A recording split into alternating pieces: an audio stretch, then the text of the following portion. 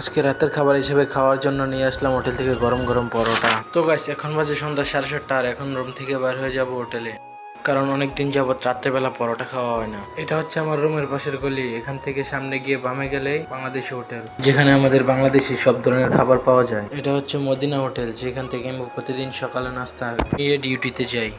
তো ফাইনালি আইসা গেলাম হোটেলে। হোটেল থেকে একটা পরোটা সবজি নিয়ে যাইতেছি রুমের উদ্দেশ্যে, যেটার দাম পড়ছে মাত্র 2 রিয়াল। আর গাইস, রাত্রেবেলা কিন্তু সৌদি আরব বাহিরের দৃশ্যগুলো অনেক সুন্দর লাগে। বলতে বলতে খাবার নিয়ে কিন্তু আইসা পড়ছি রুমে। আর রুমে এসে খাবারগুলো রাইখা এখন যেমন রান্না করে, কারণ গাইস এখন কিন্তু পরোটা খেলেও কালকে দুপুরের জন্য ঠিক না করতে হবে, কারণ ডিউটি আছে। তাই প্রথমে চাউলগুলো ভালো করে ধুইয়া তারপর বসা দিব আগুনের চুলায়।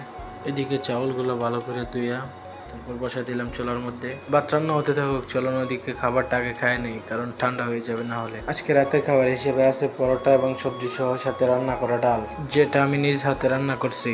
আজকে অনেকদিন পর রাতের খাবার হিসেবে পরোটা খাইতেছি, সেই হিসেবে অনেকটাই ভালো লাগতেছিল। খাওয়া দাওয়া শেষ করে আসছি রান্নাঘরে, কারণ ভাত মনে হয়ে গেছে। তো গাইস, আজকের ব্লগটা এই পর্যন্তই। সবাই ভালো থাকবেন, সুস্থ থাকবেন।